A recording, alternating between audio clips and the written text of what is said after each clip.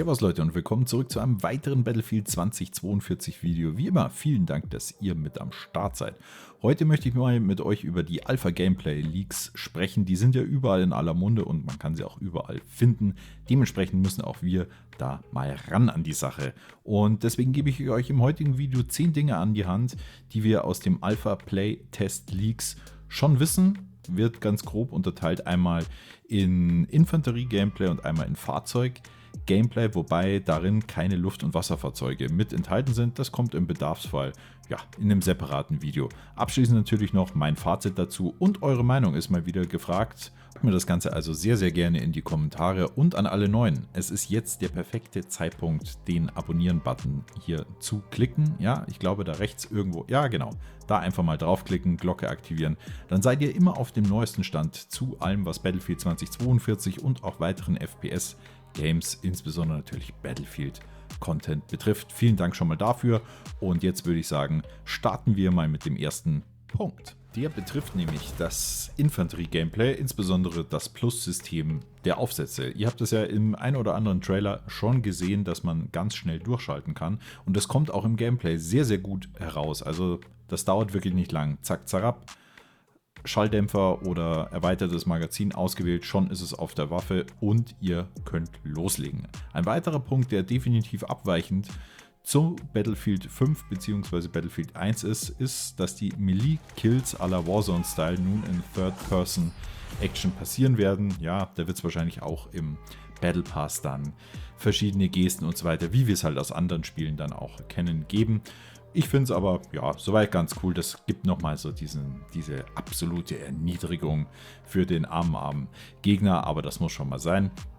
Ein weiterer Punkt ist definitiv das Ping-System. Das orientiert sich jetzt auch eher wieder Richtung Battlefield 5. Das heißt, eure Spezialisten, die sprechen auch ganz laut aus, wenn sie einen Gegner sehen oder ihr da gepingt habt. Das heißt, Munition da, Feind dort, Fahrzeug da, gegnerisches Fahrzeug da drüben und so weiter. Das hört ihr dann natürlich auch ganz interaktiv. Ja, solltet ihr jetzt nicht mit euren Mates hier im Teamspeak sein, sondern einfach mal Public auch auf Randoms treffen, beziehungsweise mit denen halt gemeinsam zocken, dann ist das dementsprechend auch überhaupt kein Problem. Nächster Infanteriepunkt auf unserer Liste ist die Time to Kill, TTK. Wir haben schon gesehen, es sind einige Schnellfeuer-MPs auf jeden Fall mit am Start. Die rattern auch ordentlich durch, also ich würde aktuell die Time to Kill auch als eher schnell, zackig, zügig einschätzen. Da kann sich jetzt jeder seine eigene Meinung dazu bilden, wie er das Ganze findet. Und wenn wir gerade beim Thema TTK bzw.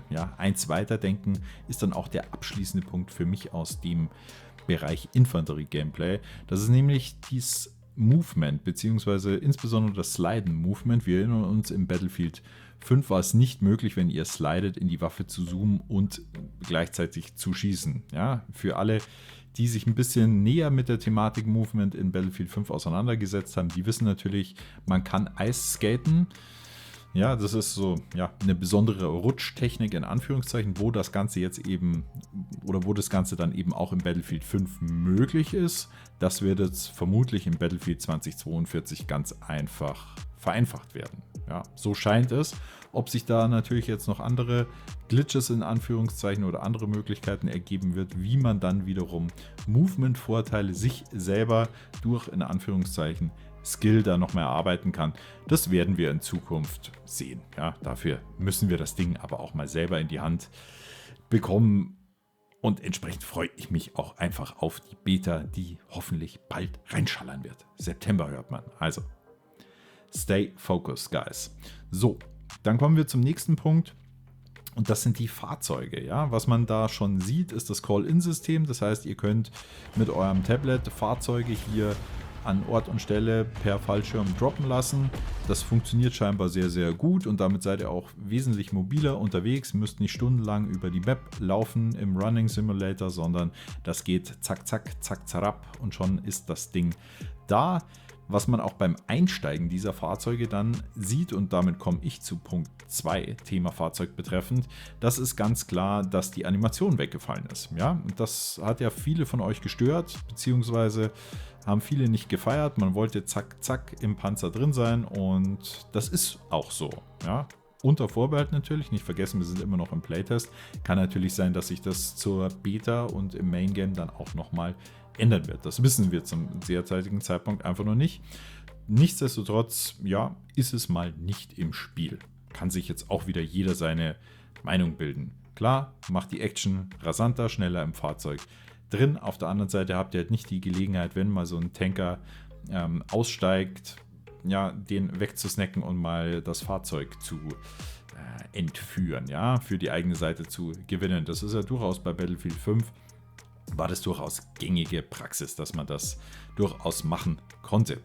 Apropos Fahrzeuge, ja, das ist jetzt eine Information, die habe ich mir von GameStar gezogen. Artikel ist entsprechend in der Beschreibung mit verlinkt. Die haben durch etliche Screenshots und so weiter gezählt, dass fast 40 Fahrzeuge möglich sind. Ja, davon waren 16 leichte Panzer mit am Start, 16 schwere Varianten und zusätzliche Fahrzeuge wie unter anderem auch dieser Roboterhund.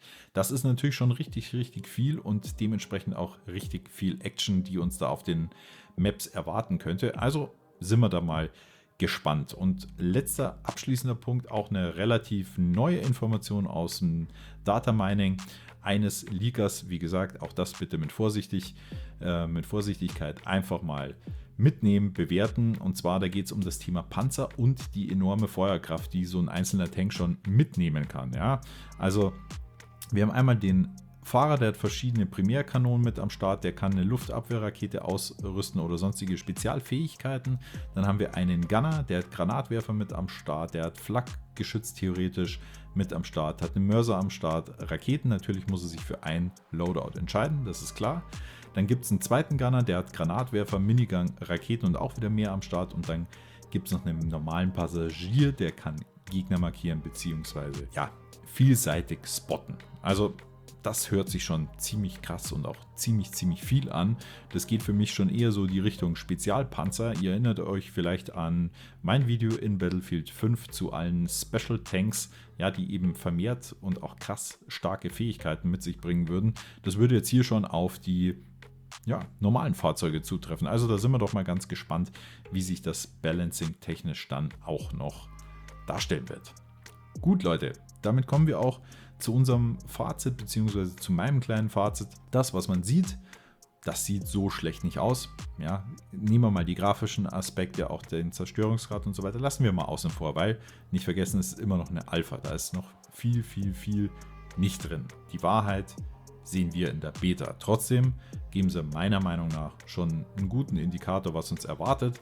Es sieht eher schnell, also es sieht schneller aus. Wir verlieren keine Zeit beim Einsteigen. Wir können schnell unsere Aufsätze wechseln. Also es kommt schon sehr dynamisch daher, sagen wir es mal so. Wie sich das Ganze dann spielt, da jucken mir schon die Finger. Ich hoffe, euch auch. Und dementsprechend wird es da auch nochmal ein tiefergehendes Review meinerseits dann geben, wenn die Beta anläuft, beziehungsweise ja, wenn die Beta dann auch abgeschlossen ist. Ich denke, da wird mit Sicherheit das ein oder andere Video dann auch mehr auf meinem Channel kommen. Dementsprechend vergesst hier nicht schön rein zu abonnieren, Glocke zu aktivieren, damit ihr auch immer benachrichtigt wird, wenn ein neues Video an den Start geht. Gut, abschließend von meiner Seite noch eure Meinung jetzt in die Kommentare.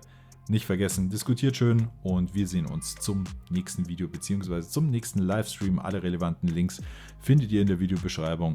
Bis dahin und haut rein, euer A-Team.